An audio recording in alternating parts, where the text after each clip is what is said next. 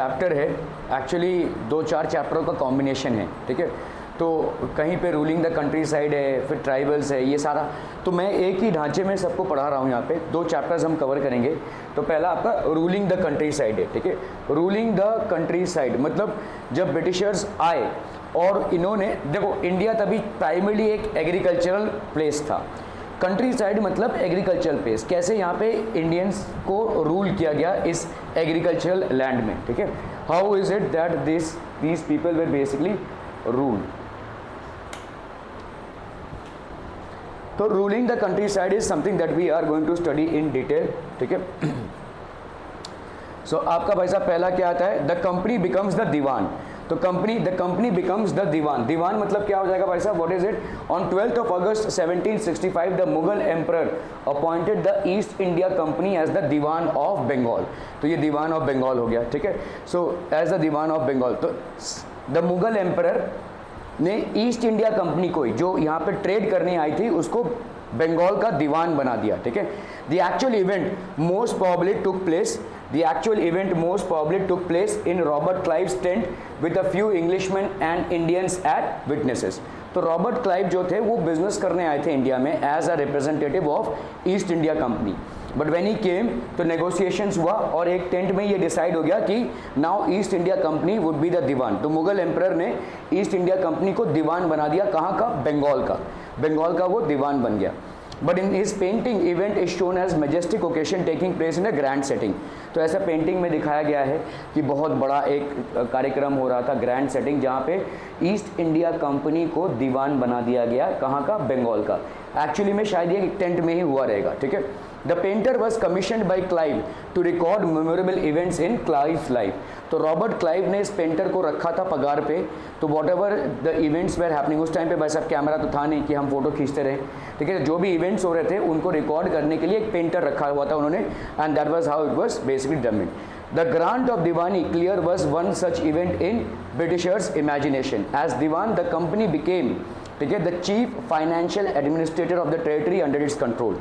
तो पूरे बंगाल में उस टाइम पे भाई साहब फाइनेंशियली कंट्रोल करने लगी, पूरा बिजनेस, पूरा सब कुछ सेटअप जो देखेगा वो होगा भाई साहब ईस्ट इंडिया कंपनी। और ऐसा मुगल्स ने ही बोल दिया, मुगल तभी पूरे इंडिया पे रूल कर रही थी और मुगल्स ने बोल दिया, मुगल एम्परर ने बोल दिया कि let East India Company now overtake the rule of Bengal. तो they were basically the chief financial administrator, पूरा जो बिजनेस धंधा सब कुछ इन्हीं लोग देखेंगे of the territory. Had to think of administrating the land. तो they will be the ones who will be administrating the land. Administrating the land मतलब पूरे लैंड को मॉनिटर करेंगे वो, ठीक है, okay. Organising the revenue resources को organise करना। This had to be done in a way that could yield enough revenue to meet the growing expenses of the company. तो यहाँ पे भाई साहब एनफ रेवेन्यू बने जिससे ग्रोइंग एक्सपेंसेस मीटअप हो। A trading company had also to ensure that it could buy the products it needed and sell what it wanted, ठीक है। तो एक ट्रेडिंग कंपनी बनाई गई। Over the years the company also learn that it had to move with some caution. तो company को काफ़ी सारा एक्सपीरियंस होने लगा। ईस्ट इंडिया कंपनी जिस तरह से बिजनेस करने लगी उसको धीरे धीरे एक्सपीरियंस होने लगा। Being an alien power it needed to pacify those who in the past had ruled the countryside and enjoyed the authority and prestige. It needed to pacify those. तो एक अचानक भयानक में रूल चेंज हुआ है, तो अचानक भयानक में अगर हम कड़े रूल्स अपनाएंगे तो लोग हमको सपोर्ट नहीं करेंगे, ठीक है। So being an alien power they started mentioning this, okay. Those who had held local power had to be controlled but they could not be entirely eliminated. In this chapter we will see how the company came to colonize the countryside. कैसे भाई साहब company countryside को colonize करेगी, ठीक है। एक minute. So in this chapter we will see how the company came to colonize the countryside. Organize revenue resources, कैसे ये organize करने लगी revenue resources को। Redefine the rights of the people, सारी चीज़ों पे अभी ईस्ट इंडिया कंपनी का कंट्रोल होने लगा, ठीक है। Redefine the rights of the people. Produce the crops it wanted. तो कंपनी वही क्रॉप्स प्रोड्यूस कर रही थी जो इसको ज़रूरत थी। जैसे समझ लो इंडिया में वीट राइस उगाया जाता था ज़्यादा क्योंकि इंडिया की पॉपुलेशन बहुत ज़्यादा है, लेकिन कंपनी ने क्या किया, नहीं अभी तुम क्या करोगे, कॉटन उगाओगे, क्योंकि कॉटन उगेगा तो यही कॉटन जाएगा ब्रिटेन में और वहाँ से टेक्सटाइल मिल्स बनेंगे, ठीक है, कपड़े मैन्युफैक्चर होंगे। सो ये सारी चीज़ें चेंज होने लगी, okay. Revenue for the company. तो revenue for the company had become the diwan but it still saw itself primarily as a trader. दीवान मतलब पूरा कंट्रोल, लेकिन उनको भाई साहब धंधा करना था, उनको धंधे से मतलब था, ठीक है। इट इज मेनली, ठीक है, it wanted a large revenue income, तो बहुत लार्ज रेवेन्यू में इनकम चाहिए था, but was unwilling to set up any regular system of assessment and collection, ठीक है। It was unwilling to set up any regular system of assessment और collection, ये सारी चीज़ें थी भाई साहब, ठीक है। The effort was to increase the revenue as much as it could, but find cotton and silk cloth as cheaply as possible, ठीक है। तो रेवेन्यू को बढ़ाना है, लेकिन कॉटन और सिल्क क्लॉथ उनको सस्ते में मिल जाए, ठीक है। The effort was to increase the revenue as much as it can, ठीक है, and find cotton and silk cloth as cheaply as possible. तो यहाँ से कॉटन प्रोड्यूस करके हम ले जाएंगे ग्रेट ब्रिटेन में, ग्रेट ब्रिटेन में हम उससे बनाएंगे टेक्सटाइल्स और उसी को फिर वापस इंडिया में ही बेचेंगे, दोहरा प्रॉफिट, ठीक है। Within 5 years, the value of goods bought by the company in Bengal doubled. तो 5 सालों में इन्होंने क्या किया भाई साहब, जो गुड्स आते थे बंगाल में, कहाँ से, ब्रिटिशर से, वो डबल हो गया, ठीक है। धंधे को बढ़ाने लगे, अपनी इनकम को ये बढ़ाने लगे, okay. Before 1865, the company had purchased goods in India by importing gold and silver from Britain, ठीक है। तो कंपनी ने क्या किया था भाई साहब, had purchased goods in India, पहले क्या करते थे भाई साहब, ये इंपोर्ट करते थे, importing gold and silver from Britain, और फिर जाकर परचेज करते थे गुड्स, ठीक है। Before 1865, now the revenue collected in Bengal could finance the purchase of goods for export। तो जो ये रेवेन्यू कलेक्शन कर रहे थे, जो टैक्स कलेक्शन कर रहे थे बंगाल में, उसी से ये सारा धंधा चला रहे थे। अभी लोगों का पैसा ही ये अपने धंधे में एम्प्लॉय करने लगे, ठीक है, क्योंकि हमने इनको कंट्रोल दे दिया, ठीक है। मुगल एम्परर ने ही इनको कंट्रोल दे दिया, तो ये तो उसका फायदा उठाएंगे, ठीक है। ये अपना बिजनेस को साथ में चला रहे हैं। Soon it was clear that Bengal economy was facing a deep crisis. Artisans were deserting villages. जो भी इनके आर्टिशंस थे, जो घड़े मेटल्स वगैरह से बनाते थे, जो आर्टिसंस थे, दे स्टार्टेड डेजर्टिंग विलेजेस, गांव छोड़ के जाने लगे, since they were being forced to sell their goods to the company at low prices. तो इनको उत्पीड़न किया गया कि आप कंपनी को बहुत लो प्राइसेस में अपने गुड्स को बेचेंगे, ठीक है। You were forced, they were forced. Artisanal production was in decline, और आर्टिशनल प्रोडक्शन जो था वो धीरे धीरे कम होता गया, ठीक है। Peasants were unable to pay the dues that were being demanded from them. जो भी peasants थे वो अपने dues पे नहीं कर पा रहे थे अभी, ठीक है, that were demanded from them. Agricultural cultivation shows sign of collapse, ठीक है। तो पूरा agricultural cultivation भाई साहब अभी collapse करने लगा, it started collapsing, ठीक है। और बंगाल पुअर से पुअर होने लगा। Then in 1770, ठीक है, 1770 में एक terrible famine आया। famine मतलब सूखा, ठीक है। अगर सूखा होगा तो जो एग्रीकल्चरल कंट्रीज होंगी या रीजन्स होंगे, they will be most impacted. बरसात नहीं हुई और फेमाइन आया, killed 10 million people in Bengal, ठीक है। 10 मिलियन लोग बंगाल में मारे गए भूख से, ठीक है। About 1/10 of the population was wiped out, 1/3 sorry, ठीक है। बंगाल का 1/3 हिस्सा मर गया, ठीक है। 1/3 of the population was wiped out due to starvation. If the economy was in ruins, could the company be certain of its revenue income? भाई साहब आर्थिक अवस्था इतनी खराब है तो अभी रेवेन्यू कहाँ से आएगा, ठीक है। जो ब्रिटिशर्स वहाँ पे रूल कर रहे हैं, how would be they be earning, ठीक है। How was this to be done, तो हम यहाँ पे देखेंगे भाई साहब, the need to improve agriculture, the need to improve agriculture. Most company officials began to feel investment in land had to be encouraged, ठीक है, and agriculture had to be improve. तो ये सब बोलने लगे कि भाई साहब अभी लैंड में हमको ज़्यादा इन्वेस्टमेंट करना चाहिए, ज़्यादा पैसा लगाना चाहिए, और एग्रीकल्चर को भी भाई साहब क्या करना चाहिए, इम्प्रूव करना चाहिए। After 2 decades of debate on the question, the company finally introduce the permanent settlement in 1793। तो एक परमानेंट सेटलमेंट आया कभी 1793 में, 20 साल के बाद, ठीक है, ऑन द क्वेश्चन। तो 20 साल के बाद तो कंपनी राजास, तालुकदार्स, पीजेंट्स, ठीक है। तो ये राजास और तालुकदार्स को कंपनी क्या बोलती थी, they were recognised as zamindars, they were known as zamindars. तो कंपनी इन राजास और तालुकदार्स को भाई साहब अपॉइंट करती थी, recognised as zamindars. By the terms of settlement, the Rajas and Talukdars were recognized as zamindars. They were basically the zamindars. They were asked to collect rent from the peasants and pay revenue to the company. तो इन लोगों को दायित्व दिया गया कि भाई साहब peasants से तुम पैसा वसूलो और हमको पे करो, ठीक है। So the amount to be paid was fixed permanently. एक फिक्स्ड अमाउंट तय किया गया कि तुम्हारे अंडर इतना एरिया है, तुम वसूली करो और हमको पे करो। That it was not to be increase ever in future, और हमने फिक्स कर दिया और इसको हम इंक्रीज नहीं करेंगे, ठीक है। परमानेंट सेटलमेंट, ये हो गया आपका परमानेंट सेटलमेंट, ठीक है। Ensure a regular flow of revenue into the companies coffers, तो इससे क्या होगा भाई साहब, एक रेगुलर फ्लो होगा इनकम का to the company, since the revenue demand of the state would not be increase, ठीक है।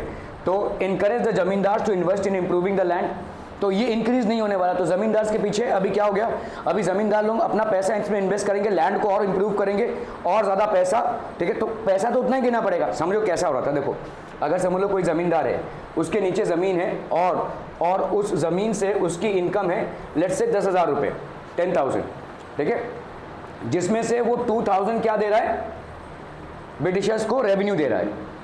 इसी ज़मीन पे वो ज़्यादा सिंचाई वगैरह करके और इम्प्रूव करके अनाज 15,000 का बेच रहा है, तो उसमें से उसको कितना देना पड़ रहा है, वही 2,000, उतना ही देना पड़ेगा, परमानेंट सेटलमेंट है।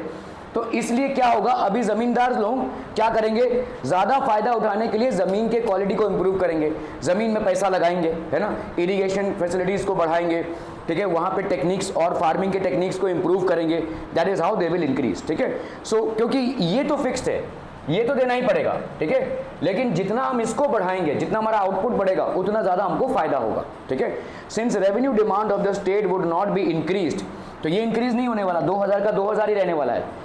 encourage the zamindars to invest in improving the land, this encourage the zamindars in improving the land so that more productivity can be done, ठीक है। जमींदार would benefit from increase production from the land, तो जमींदार को ये benefit मिल रहा है भाई साहब, ठीक है, this is the benefit that he is going to get. In many villages of Bengal some of the powerful ryots did not cultivate but instead gave out their lands to others the under tenants taking from them very high rents, तो बहुत सारे जगहों पे भाई साहब इनको under tenants को दिया गया, टेनेंट मतलब भाड़े पे ज़मीन दी गई ताकि और ज़्यादा प्रोडक्टिविटी हो, ठीक है, भाड़े पे ज़मीन दी गई, okay. Colebrook of Bengal riots. Soon it was clear that Bengal economy was facing a deep crisis. In 1806, H.T. Colebrook described the conditions of Bengal under the tenants in Bengal. ठीक है, the under tenants जो tenants हैं, जैसे आप घर भाड़े पे देते हैं वैसे ज़मीन भी भाड़े पे दी जाती थी उस टाइम पे।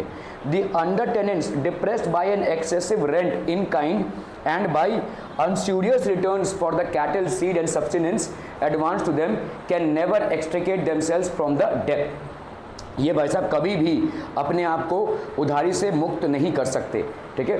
It is so abject a state that they cannot labor in spirit while they earn a scanty subsistence without hope of bettering their situation। बहुत कम इनका improvement होगा, बहुत कम इनका income होगा, they will not be able to improve their life।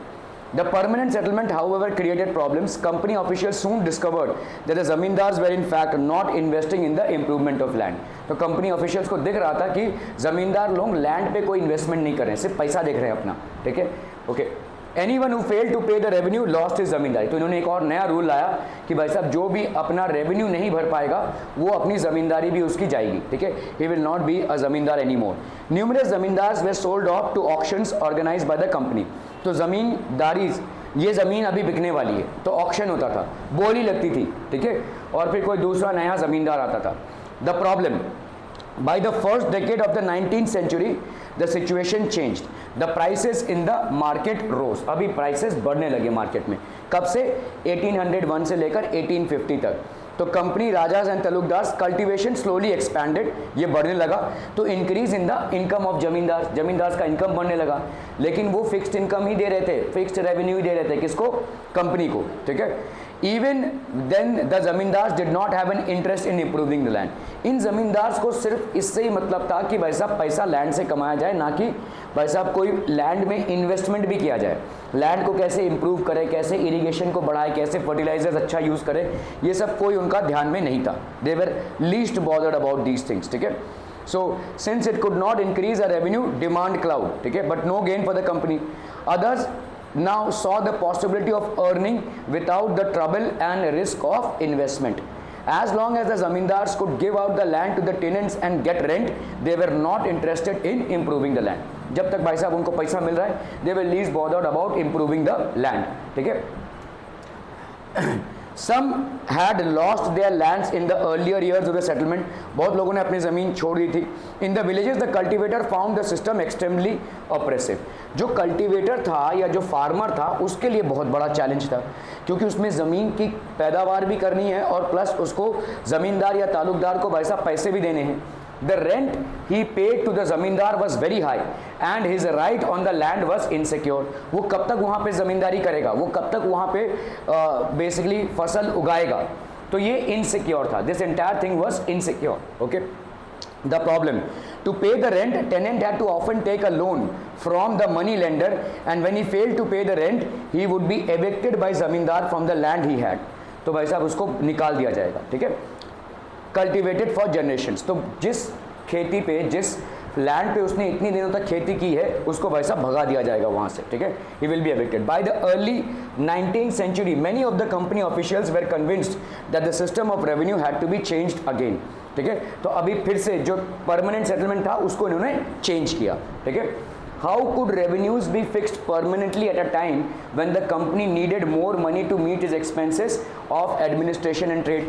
तो भाई साहब अभी कंपनी ग्रो हो रही है, इसको और ज़्यादा पैसे की ज़रूरत है, तो हम ये फिक्स्ड रेवेन्यू सिस्टम पे नहीं चल सकते. ठीक है. परमानेंट सेटलमेंट पे हम नहीं चल सकते. ठीक है. सो अभी इसको कैसे, और इनको देखा गया कि भाई जो ज़मींदार और तालुकदार के नीचे ज़मीन था वो लोग अपना रेंट तो भर रहे थे, लेकिन उस ज़मीन में ज़्यादा पैदावार हो या प्रोडक्शन हो उसके लिए कुछ भी नहीं करा. दे वर नॉट इन्वेस्टिंग एनीथिंग. ठीक है. सो अभी now a new system is devised. In 1822, the northwestern provinces of Bengal Presidency, an Englishman called Holt Mackenzie devised the new system which came into effect. ठीक है. तो he felt that the village was an important social institution in the North Indian society and needed to be preserved. ठीक है. तो इस village को preserve करना है. In 1822 under his directions collectors went from village to village. अभी जो revenue collection करते थे ये गांव से गांव जाने लगे. इंस्पेक्टिंग द लैंड, तो इन्होंने भाई साहब सिर्फ रेवेन्यू कलेक्शन नहीं किया, इन्होंने देखा कि गांव में लैंड का डेवलपमेंट एक्चुअली में हो रहा है कि नहीं. Inspection of the land, measuring the fields, ये फील्ड्स को मेजर करने लगे कितना बड़ा लैंड है. Recording the customs of different groups. ठीक है. तो अलग अलग ग्रुप्स जो अलग अलग टाइप के कल्टिवेशंस कर रहे हैं, क्यों कर रहे हैं, ये सब की रिकॉर्डिंग होने लगी. ठीक है. तो ये सारी चीज़ों को रिकॉर्डिंग करने लगे. Recording rights of different groups, अलग अलग ग्रुप्स के राइट्स भी रिकॉर्ड करने लगे. The estimated revenue of each plot within a village was added up to calculate the revenue that each village had to pay. तो हर एक विलेज का भाई साहब एक एस्टिमेटेड रेवेन्यू कैलकुलेट करने लगे. इसके पहले तो अंधे में काम चल रहा था. ये ज़मींदार है, ये ज़मींदार है, ये ज़मींदार है, तुम इतना रेंट, तुम इतना रेंट, तुम इतना रेंट, तुम इतना रेंट देते रहना, फिक्स हो गया. लेकिन अभी इन्होंने अपने ऑफिशियल्स को भेजा, हर एक ज़मीन की इवैल्यूएशन हुई, कितना उसका भाई साहब लेंथ है, ब्रेथ है, कितना भाई साहब उसका एरिया है, कितना प्रोडक्शन है, ये सारी चीज़ें कैलकुलेट हुई. ठीक है. Okay. This revenue demand was to be revise periodically, not permanently fixed. अभी एक चेंज लाया गया कि हम इसमें अभी कोई परमानेंट फिक्सिंग नहीं करेंगे. There will be no permanent fixing. इसके पहले क्या था, परमानेंट सोल्यूशन था. Now there will be proper revisions. ठीक है. The charges of collecting the revenue and paying it to the company was given to the village headman. जो भी village का मुखिया होगा वो इन चार्जेस को कलेक्ट करेगा, रेवेन्यू को, और भाई साहब कंपनी को पे करेगा. ठीक है. Okay. This system name to be known as Mahalwari settlement. और ये परमानेंट सेटलमेंट नहीं था, मतलब अभी जो आपके अमाउंट्स हैं वो चेंज होते रहेंगे. The amounts will keep on changing. ठीक है. In the British territories, the Monroe system, the British territories in the south, there was a similar move from the idea of permanent settlement. तो अभी जो permanent settlement का मामला था कि ज़मींदार और तलुकदार जो थे अपने हिसाब से एक रेंट जो फिक्स कर दिया जाएगा वही पे करेंगे, चाहे उनकी पैदावार कुछ भी हो. ठीक है. लेकिन इससे देखा गया कि ज़मीन की डेवलपमेंट नहीं हो रहा है. They were least interested about the development of the land as a whole. So what happened is they cancelled it and they introduced these systems. ठीक है. तो there was a new system that was divide that came to be known as ryotwar और रयातवाड़ी. ठीक है. Under this system company collected revenue directly from farmers. तो अभी directly farmers लोग revenue देंगे, टैक्स देंगे. ठीक है. अभी कोई ज़मींदार का इन्वॉल्वमेंट नहीं है, कोई तालुकदार का इन्वॉल्वमेंट नहीं है, सीधा फार्मर रेवेन्यू देगा अपने ज़मीन का. ठीक है. It was tried on a small scale by Captain Alexander Reed in some of the areas. The company after this, ठीक है, in some of the areas that were taken over by the company after the wars with Tipu Sultan. तो टीपू सुल्तान के साथ war हुआ था 1857 में, हमने पढ़ा है। 1857 के बाद ये सारा ज़मीन उनसे लिया गया और ये अब होने लगा।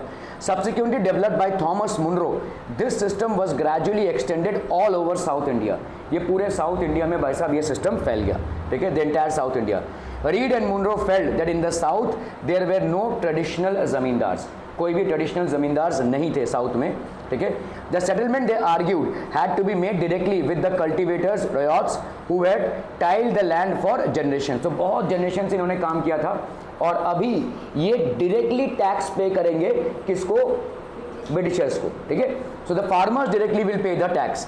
Their fields had to be carefully and separately surveyed before the revenue assessment was done। तो यहाँ पे लोग आएंगे, सर्वे करेंगे कितनी बड़ी ज़मीन है, कितना पैदावार हो सकता है, उसके बाद एक अमाउंट फिक्स किया जाएगा, लेकिन वो फिक्स्ड अमाउंट नहीं रहेगा, वो धीरे धीरे बढ़ता रहेगा, it will keep on changing, ठीक है। Munro thought that the British should act as a paternal father figures protecting the royals under their charge। तो इन रॉयल्स का प्रोटेक्शन भी इनकी जिम्मेदारी होगी, दैट्स व्हाट दे फेल्ट, ठीक है। So within a few years after the new systems were imposed, it was clear that all was not well with them। तो इसमें भी भाई साहब खामियां आने लगी। Driven by the desire to increase the income from land and revenue, officials fixed too high a revenue demand। तो officials आते थे और बहुत बड़ा एक high demand revenue fix कर देते थे, ठीक है, okay। So peasants were most of the times they were unable to pay।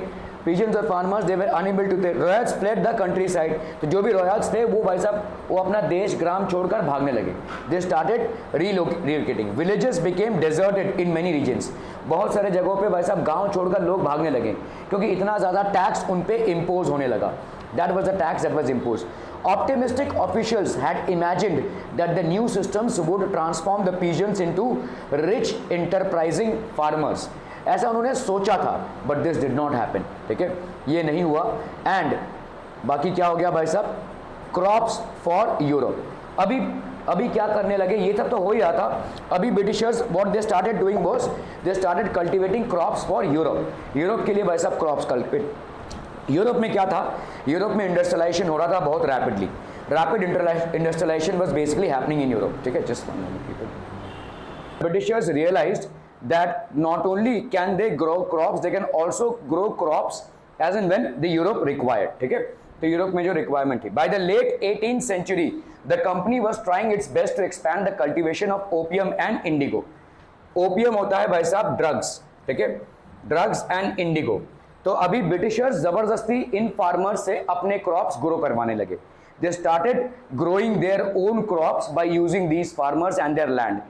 In the century and a half that followed, ठीक है, the British persuaded or forced cultivators in various parts of India to produce other crops। तो इन सबको भाई साहब force किया गया अपने crops grow करने के लिए। इन क्रॉप्स से जो भी पैदावार होती थी वो जाता था ग्रेट ब्रिटेन में और उससे भाई साहब क्या प्रोड्यूस होता था? उससे भाई साहब गारमेंट्स प्रोड्यूस होते थे, ठीक है, ओके।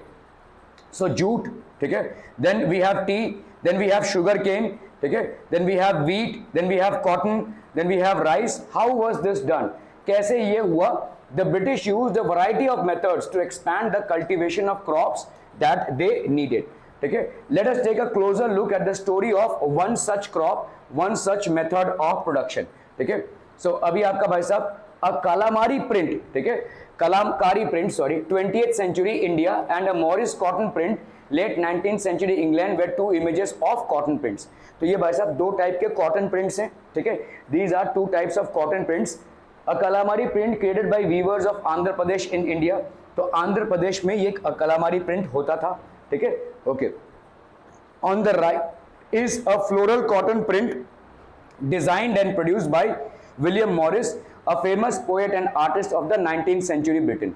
तो ये एक प्रिंट है जो उनसे प्रोड्यूस हुआ है, ठीक है।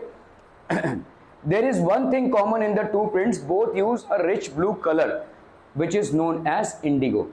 ब्लू कलर को उस टाइम पर रिच माना जाता था और ये इंडिगो जो है एक प्लांट से आता है, एक पेड़ से आता है, ठीक है। So whatever, kalamkari print ले लो या ब्रिटिश प्रिंट ले लो, both are basically coming from a color। Do you know how this color was produced? The blue that you see in these prints was produced from a plant called indigo। Indigo से produce होता था भाई साहब, ठीक है। This Indigo it is likely that the blue dye used in the Morris prints in the 19th century Britain was manufactured from indigo plants cultivated in India. तो ये indigo plants हुआ करते थे. For India was the biggest supplier of indigo in the world at that time. India सबसे बड़ा producer था, ठीक है, वर्ल्ड में इंडिगो का. Why did the demand for indigo? The indigo plant grow primarily in the tropics. ये primarily कहाँ पे पैदा होते थे भाई साहब? ट्रॉपिक्स में, ठीक है. By the 13th century, indigo was being used by cloth manufacturers in Italy, France, Britain to dye cloth. मतलब clothes पे कलर लाने के लिए ये यूज होता था, to dye cloth, ठीक है. Italy, France and Great Britain as well, ठीक है. Why the demand for Indian indigo? However, only small amounts of Indian indigo reached the European market and its price was very high. Indian indigo की भाई साहब price बहुत high थी, बहुत थोड़े ही amount में ये भाई साहब ब्रिटिश मार्केट में या यूरोपियन मार्केट्स में पहुंचता था, लेकिन इंडियन इंडिगो का भाई साहब बहुत ज़्यादा कीमत था. तो ब्रिटिशर्स ने ये चीज़ समझ लिया था क्योंकि वो यूरोपियन मार्केट से आ रहे थे. तो इन्होंने अभी फोर्सिबली फार्मर्स को क्या करने बोला, ठीक है, प्राइस बहुत हाई है, तो they forced the farmers to cultivate indigo. Now understand this, India is a poor country, so a lot of reliability of food resources lies on the agriculture. So agriculture ही नहीं होगा अगर food crops नहीं cultivate करेंगे और indigo को cultivate करेंगे, what will happen? Obviously everyone will run short of the adequate amount of food. European cloth manufacturers therefore had to depend on other plant called woad to make violet and blue dyes, ठीक है. Being a plant of the temperate zone, woad was more easily available in Europe. वोड जो है, ठीक है, वो temperate zone का है, तो ये वोड यूरोप में इजीली अवेलेबल था.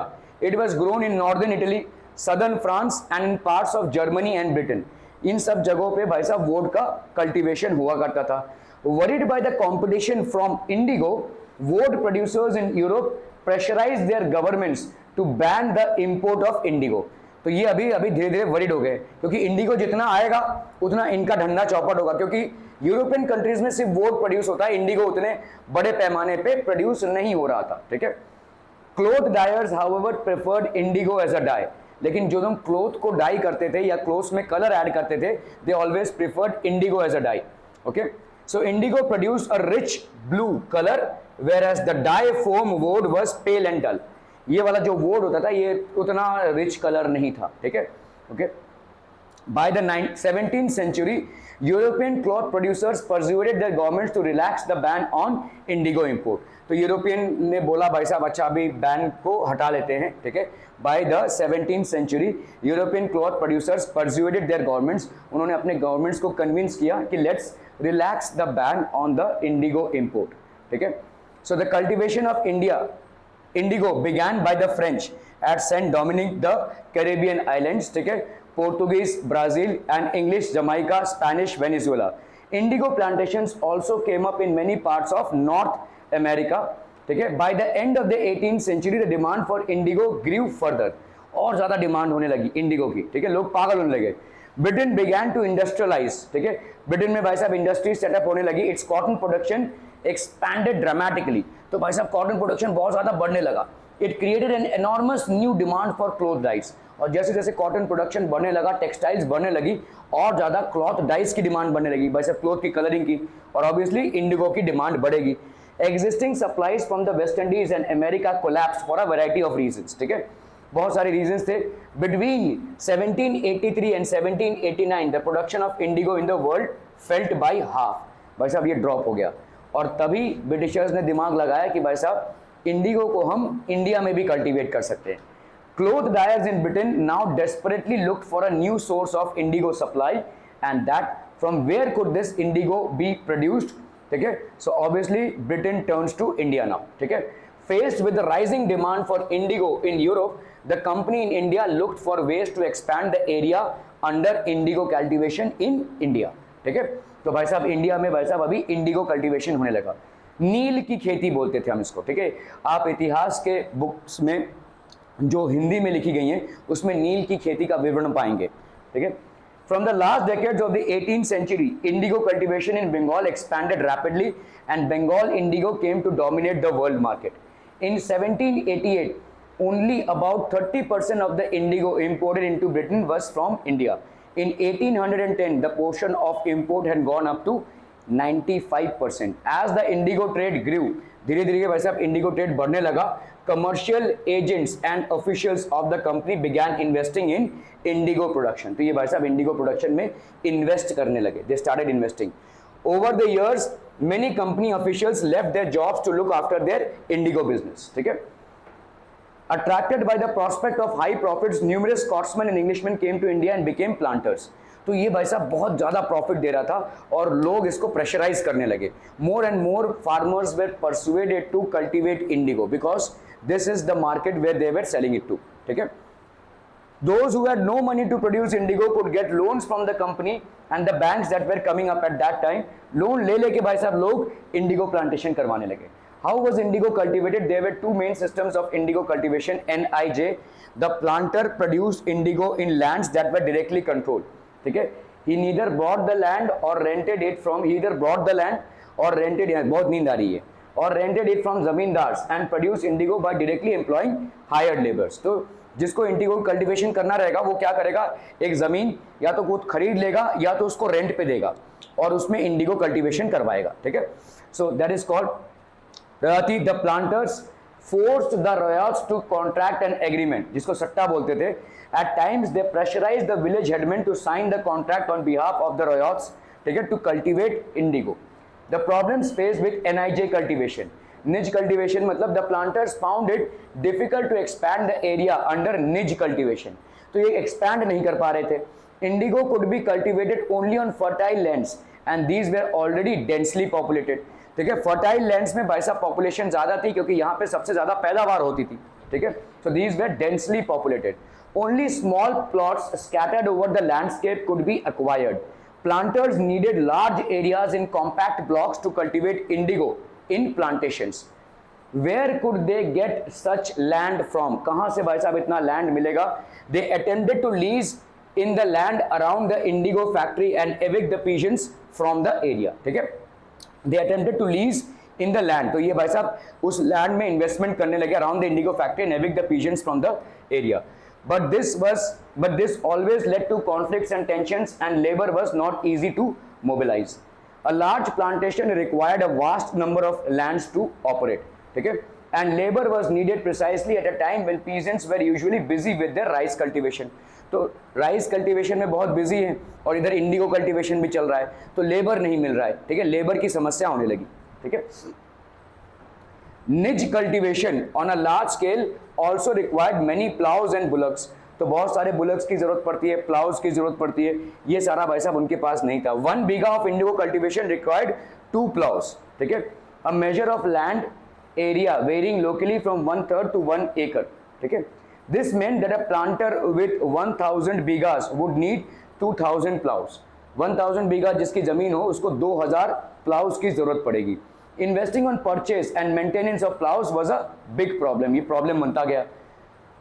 Nor could supplies be easily got from the peasants since their plows and bullocks were busy on their rice fields again exactly at the time that the indigo planters needed them। जहाँ पे जिस time पे Indigo planters को जरूरत पड़ी उनको भाई साहब माल नहीं मिल रहा है। Plows and bullocks were busy on the rice fields, the indigo planters were needing them। तो ज्यादा करके निज कल्टीवेशन में इंडिगो प्लांटेशन क्या हो रहा था भाई साहब, फेल हो रहा था। It was basically failing on the niche plantation, ठीक है। So in the 19th century planters were therefore reluctant to expand the area under niche cultivation, ठीक है। Less than 25% of the land producing indigo was under this system, the rest was under an alternative mode of system, the royalty system। तो अभी यहां पे जाना पड़ेगा, ठीक है। This is what they plant, ठीक है, रॉयल्टी सिस्टम में जाएंगे और कल्टीवेशन को बढ़ाएंगे। Indigo on the land of royalties. Those who signed the contract got cash advances from the planters at low rates of interest to produce indigo। तो contract अगर sign कर लिया तो आपको भाई साहब लोन्स मिलेगा, पैसा मिलेगा और लो रेट ऑफ इंटरेस्ट पे मिलेगा ताकि आप इंडिगो प्लांटेशन कर सकें। तो गवर्नमेंट इसको इस तरह से इनकरेज करने लगी, ठीक है। So loan committed the Royauth to cultivating indigo at least 25% of the area under the planters holding। तो रॉयती जिसकी होगी, रॉयती के अंदर 25% भाई साहब वही तुम्हारी जिंदगी उसी पैरों में रहेगी, इधर कुछ नहीं आएगा, ठीक है। So loan committed the royalty to cultivating indigo on at least 25% of the area under planters holding. ठीक है, तो planter provided the seed and the drill, जो प्लांटर होता था ये प्रोवाइड करेगा, और cultivators prepared the soil, sowed the seed and looked after the crop. ठीक है, when the crop was delivered to the planter after the harvest, a new loan was given to the ryot and the cycle started all over again. फिर से वो cycle start हो गया. The price they got for Indigo they produced was very low and the cycle of loans never ended. लेकिन ऐसा नहीं हुआ कि ये लोन से मुक्त हो गए, वो भाई साहब चलता ही रहा, ये चलता ही रहा. ठीक है, peasants who were initially tempted by the loans soon realized how harsh the system was. कितना cruel था system. There were other problems too. The planters usually insisted that indigo be cultivated on the best soils in which peasants preferred to cultivate rice. Best soils में हम rice का cultivation करते थे, लेकिन आज की तारीख में क्या कर रहे थे, इंडिगो कल्टीवेशन. ठीक है, after an indigo harvest the land could not be sown with rice. एक बार भाई साहब इंडिगो हार्वेस्ट कर लिया तो उसको हम राइस के लिए यूज नहीं कर पाएंगे. ठीक है, indigo moreover had deep roots and it exhausted the soil rapidly. ये सॉइल को बंजर बना देता है. A sowing from indigo producing. In moments of struggle, people often sing songs to inspire each other and to build a sense of collective unity. Such songs gave a glimpse of their feelings. During the Indigo Rebellion, many such songs could be heard in the villages of Lower Bengal. अभी धीरे धीरे ये Britishers के खिलाफ होने लगे, क्योंकि Indigo cultivation से इनकी सॉइल बंजर होती जा रही थी. ये राइस कल्टीवेशन नहीं कर पा रहे थे, और इनको भले ही बेनिफिट्स मिल रहे हो, लेकिन in the long run it will prove very harmful to them. ठीक है, सो धीरे धीरे ऐसे लोकगीत लिखे जाने लगे जिसमें हमको दिखता है कि they are basically in rebellion against the indigo cultivation. Here is such one song. The long lathis wielded by the planter of Molhati now lie in a cluster. The Babus of Kolkata have sailed down to see the great fight. This time the Rayatis are all ready. They will no longer be beaten in silence. They will no longer give up their life without fighting the Lathias. तो ये एक inspiration होने लगा, एक दूसरे को ये against British government के अगेंस्ट इंस्पायर करने लगे. They started inspiring each other. The blue rebellion and after. तो ये ब्लू रेबिलियन मतलब नील की खेती की रेबिलियन थी. The blue rebellion and after. In March 1859 thousands of ryots in Bengal refused to grow indigo. As the rebellion spread, ryots refused to pay rents to the planters, attacked indigo factories armed with swords and spears, bows and arrows. Women turned up to fight with pots, pans, kitchen implements. सब भाई साहब लेकर लाठी उठी लेकर सब ने attack कर दिया. ठीक है, women also participated in this.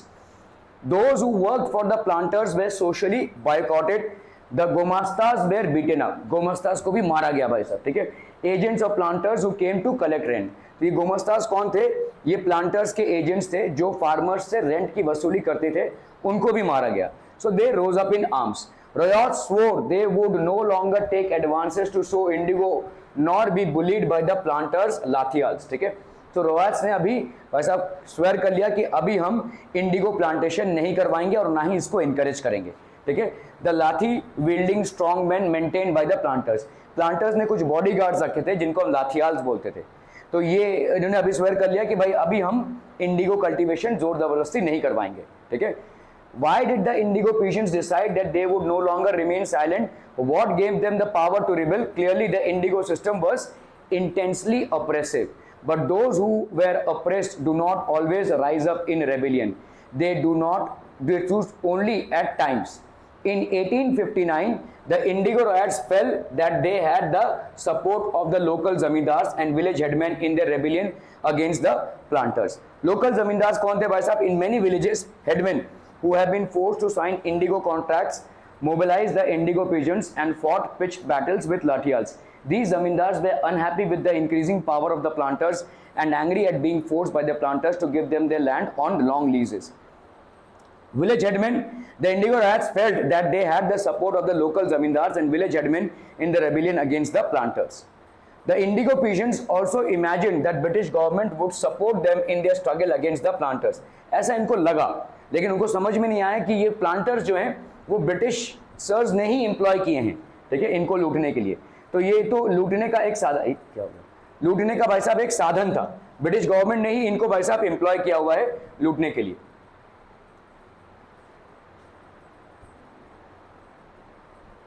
After the revolt, the British was particularly worried about the possibility of another popular rebellion. When the news spread of a simmering revolt in the Indigo districts, the Lieutenant Governor toured the region in the winter of 1859.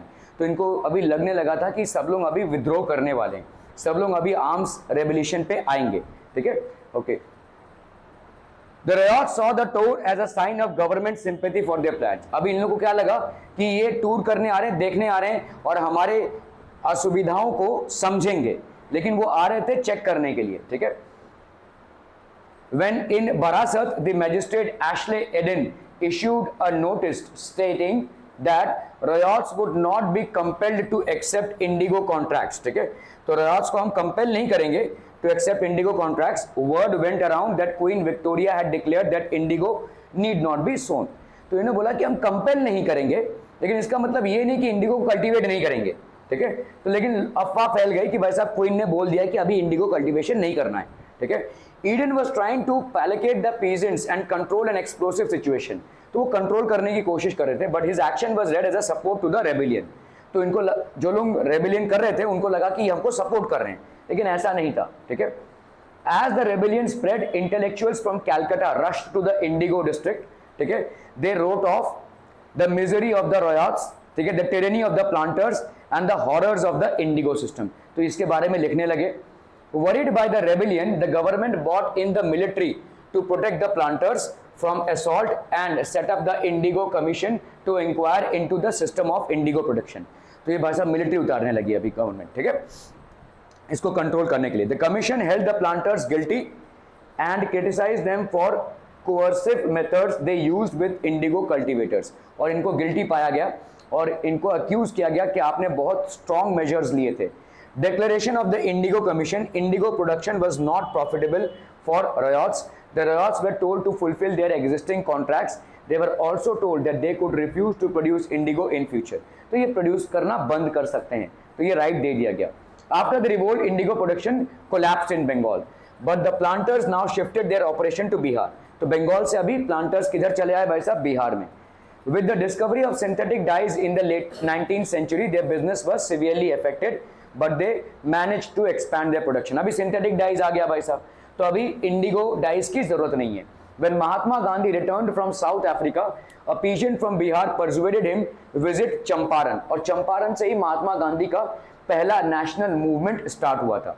And see the plight of the indigo cultivators there, ठीक है. Mahatma Gandhi's visit in 1917 mark the beginning of the Champaran movement against the indigo planters, ठीक है. So Champaran movement चालू हुआ. I would rather beg than sow indigo. तो मैं भले ही भीख मांग लूंगा rather than sow indigo, basically indigo को प्लांट करूं. On Tuesday 5 1860 Haji Mulla and indigo cultivator of Chandpur Thana Hardi was interviewed by the members of the Indigo Commission on this. Is what he said was the answer to some of his question. W. Seton Kar, president of the Indigo Commission, Haji Mullah, are you now willing to sow indigo, and if not, what fresh terms would you be willing to do it? I am not willing to sow, and I don't know any fresh terms that would satisfy me. Would you not be willing to sow at a rupee or a bundle? No, I would not. Rather than sow indigo, I will go to another country. I would rather beg than sow indigo. मैं भीख मांग लूंगा, ना कि नील की खेती करूं या इंडिगो की खेती करूं. Indigo making in the West Indies. In the early 18th century, a French missionary, Jean-Baptiste Labat, traveled to the Caribbean islands and wrote extensively about the region. Published in one of his books, this image shows all the stages of indigo production in the French slave productions. You can see the slave workers putting the indigo plant into the setter wort on the left. ठीक है. Another worker is stirring the liquid with mechanical churner in the vat. Two workers are carrying the indigo pulp hung up in the bags to be dried. तो pulp होता था, Indigo से निकलता था और इससे डाई बनता था. In the foreground, two others are mixing the indigo pulp to be put into molds. The planter is at the center of the picture, standing on the high ground, supervising the slave works. So he is the planter basically. ठीक है. He is supervising the entire work. Okay.